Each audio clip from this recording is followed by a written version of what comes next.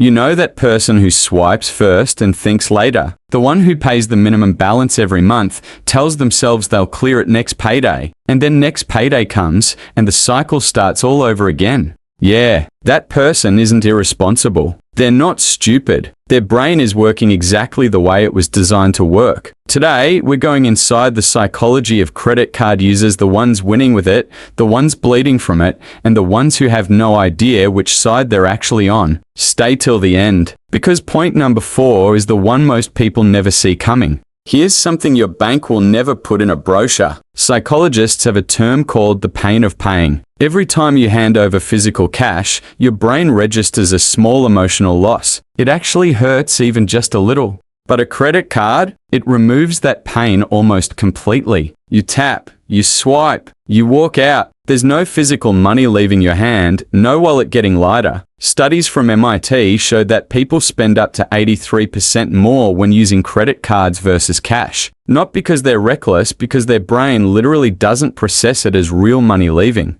So the next time you overspend on a card, it's not a character flaw. It's neuroscience. The card was built to work exactly like that. And you were never told. Now let's talk about that minimum payment number. Credit card companies show you a small, comfortable figure every month. Maybe $100 and your brain breathes a sigh of relief. Okay, that's manageable. Behavioral economists call this anchoring.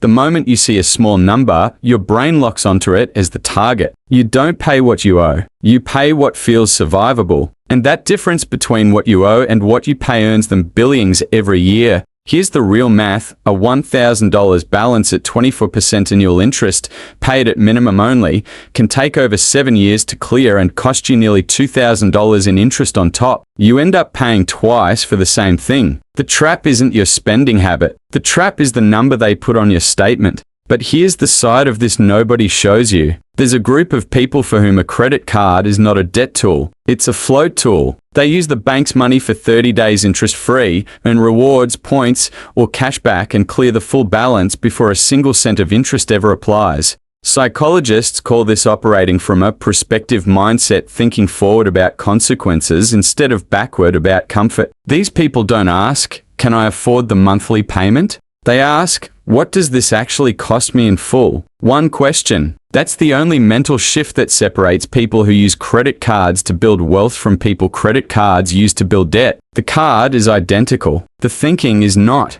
Now, here's the point I told you to stay for. For a large number of credit card users, the swiping isn't really about buying things. It's about feeling something. Psychologists call it emotional spending, using purchases to manage internal pain, loneliness, anxiety, low self-worth, boredom. The swipe gives a dopamine hit that temporarily fills a gap that has nothing to do with money. Research shows that people in emotional distress are significantly more likely to choose credit over cash even when they know they can't afford it. The card becomes a coping mechanism that looks like a payment method from the outside. And the debt it builds feels confusing, even shameful, because the person can't always explain why they spent. Just like some people stay home because it brings them peace, and others stay home because leaving feels too heavy. Some people use credit cards strategically, and others use them to survive emotionally. The question worth sitting with is, when you swipe, are you buying something you want, or are you buying relief from something you feel? Because one builds a life, the other builds interest.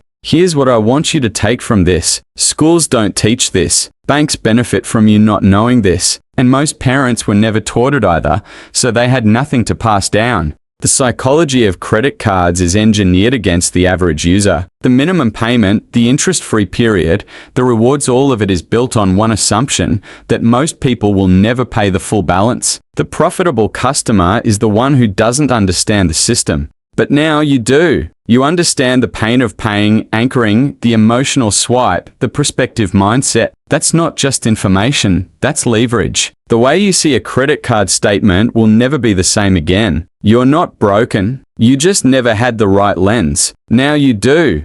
So tell me honestly, which type are you right now? The strategic one who clears the balance every month and earns the rewards? The minimum payment one still paying off last year's mistakes? Or the emotional swiper who buys things they don't even want 3 weeks later? Drop it in the comments. No judgment here, just honesty. And if this changed how you see your card, hit subscribe. Because we go deeper every week.